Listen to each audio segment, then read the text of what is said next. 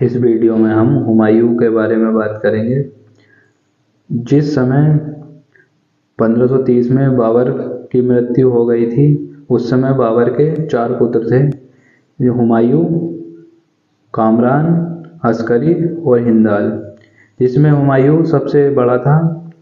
और बाबर हुमायूं को अपनी मृत्यु से पहले ही शासक घोषित कर चुका था, तो इसलिए हुमायूं को दिल्ली का शासक बनाया गया।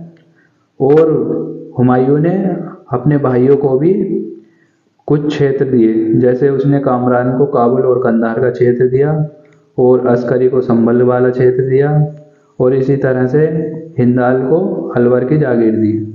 तो अब हुमायूं जिस समय दिल्ली का शासक बना, उस समय हुमायूं के सामने अनेक चुनौतियां थी, जैसे उसे अपने भाई और जो संबंधी हैं उनकी जो विरोध है, कहीं वो विरोध ना कर दें, उसका सामना करना था। साथ ही जो अफगानों का टकराव था बाबर के साथ, उनसे सामना करना था। और इसी के साथ उसे अपने राज्य की आर्थिक स्थिति मजबूत करनी थी, जो कि इस समय काफ़ी कमज़ोर थी। और इसके कमज़ोर होने का कारण बाबर था, क्योंकि बाबर ने जिस समय इब्राहिम लोदी को हराया था, तो यहाँ का जो धन जो इब्राहिम लोदी से प्राप्त हुआ था उसे लूट कर ले गया। और उसने काबुल में प्रत्येक निवासी को एक एक चांदी का सिक्का दिया था, जिससे कि उसका धन लूटा हुआ समाप्त हो गया था। और इसी के साथ उसे अपने प्रशासनिक स्तर में भी सुधार करना था, क्योंकि मुगल साम्राज्य को स्थापित हुए अभी सिर्फ 4 ही वर्ष हुए थे, क्योंकि बाबर ने 1526 में मुगल साम्राज्य को भारत में स्थापित किया था और इस समय 1530 का समय था। तो इस तरह से, और साथ ही साथ जो गुजरात में था, गुजरात में बहादुर शाह के नेतृत्व में अफगान थे, और पूरब में नूहानी के नेतृत्व में अफगान थे। और हुमायूं को पता चलता है कि प्रताप रुद्रदेव, जो कि कालिंजर का शासक था, वो अफगानों से सहानुभूति रखता है और कालपी पर अधिकार करना चाहता है। कालपी मालवा और यमुना घाटी के बीच का क्षेत्र था, जिस पर अधिकार होने पर रुद्रदेव बहादुर शाह से मिल जाता, जो कि हुमायूं के लिए सही नहीं था। तो इसलिए हुमायूं कालिंजर पर आक्रमण करता है और कालिंजर के किले को घेर लेता है।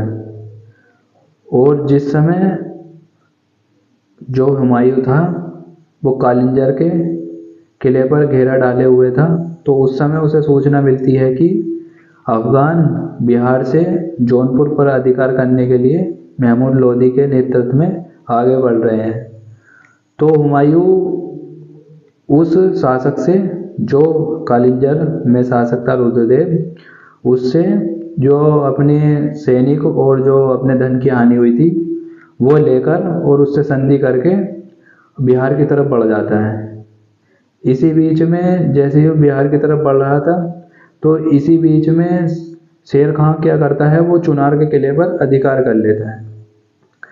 तो जिस समय जो हुमायूं है वो बिहार पहुंचा, उस समय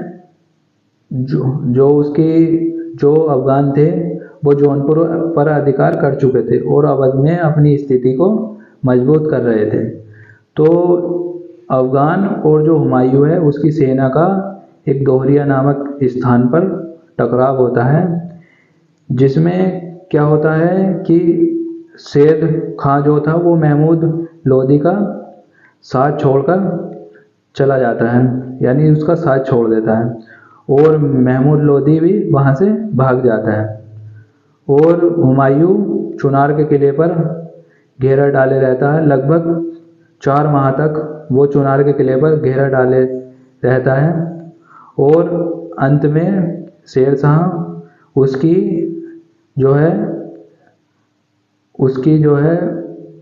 जो सत्ता को स्वीकार कर लेता है हुमायूं की।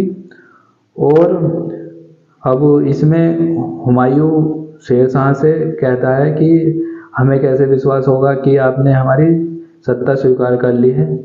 तो वो कहता है कि महाराज, मैं जो है आपको अपना पुत्र और सेना आपकी सेवा में लगा रहा हूँ। तो इस तरह से जो शेर खां का पुत्र था कुतुब खां, वो उसे और उसके साथ सेना को उसकी सेवा में भेज देता हुमायूं को। तो इस तरह से सेवा में लगा देता है। उसके बाद क्या होता है, समय आता है 1535-36 का। जिस तरह से इधर का मामला समाप्त होता है, तो जो गुजरात का शासक था बहादुर शाह, वह जो है अब राजस्थान की तरफ बढ़ रहा था। तो इस समय फिर हुमायूं क्या करता है, फिर वो गुजरात की तरफ बढ़ता है, राजस्थान की तरफ, जिधर जो बहादुर शाह था वो बढ़ रहा था। तो शुरू में क्या होता है, जो वहाँ पर जाकर आक्रमण करता है हुमायूं, तो मालवा वाले क्षेत्र को और गुजरात वाले क्षेत्र को जो है हुमायूं जीत लेता है। लेकिन ये क्षेत्र उसके पास ज़्यादा समय तक नहीं रहता, और 1 वर्ष बाद पुनः ये क्षेत्र जो है बहादुर शाह के अंडर में चला जाता है। तो इसी तरह से उसके बाद जिस समय यहाँ पर युद्ध कर रहा था इससे बहादुर शाह से, तो उस समय क्या था, शेर शाह जो कि इस समय शेर खां था, वो बंगाल में अपनी स्थिति मजबूत कर रहा था। तो उसे पता चलता है, फिर उसे पता चलता है कि वो शेर खां जो है वो बंगाल में मेरे प्रति विरोध करने का प्रयत्न कर रहा है। तो क्या होता है, हुमायूं फिर बंगाल की तरफ जाता है। और इस समय जो है ना, जो कुतुब खां था, शेर खां का जो बेटा था, वो कुछ समय काफ़ी समय तक उसे रोके रखता हुमायूं को। और क्या होता है, इतने में जैसे ही हुमायूं बंगाल पहुंचता है, तो शेर शाह वहाँ से बिहार भाग चुका था। तो उसके बाद क्या होता है, आगे बढ़ते हैं। तो उसके बाद ऐसे ही हुमायूं भागता रहता है, और उस समय जिस समय ये बंगाल पहुंचा, ये बंगाल को में एक शांति व्यवस्था की स्थापना करता है, और फिर अपने राज्य की ओर बढ़ता है, और वहाँ से बंगाल से अपने आगरा में आ जाता है। उसके बाद क्या होता है, उसके बाद आने के बाद चौसा के मैदान में पहुंचता है, जो कि जो हुमायूं बंगाल से जब आया था तो वो ग्रैंड ट्रंक रोड से आया था, और गंगा के दक्षिणी तट से आया था, और बीच में गंगा को पार करते हुए चौसा के मैदान में आया था।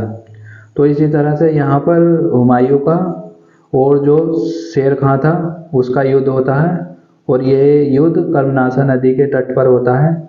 कहा जाता है कि इस बीच में लड़ाई करते हुए हुमायूं नदी में गिर जाता है, जिसे एक निजाम नामक व्यक्ति उसे बचाता है। और इसी के लिए हुमायूं आगे समय जिस समय दोबारा से 1555 में शासक बनता है, तो उसे एक दिन का शासक बनाता है, और यही जो निजाम भिस्ती था यही चमड़े का सिक्का चलाता है। तो इस तरह से यहाँ पर काफ़ी बुरी तरह से शेर खां से हार जाता है। और इसके बाद कन्नौज और बेलग्राम का युद्ध होता है 1540 में। इसमें हुमायूं पूरी तरह से पराजित हो जाता है शेर खां से, और यहाँ से भाग जाता है। उसके बाद क्या होता है, हुमायूं ऐसे ही भटकता रहता है, इधर उधर भागता रहता है, और उसके बाद 1555 में दोबारा लौट कर आता है, और 1556 में उसकी मृत्यु हो जाती है। तो इस तरह से इसका जीवन था।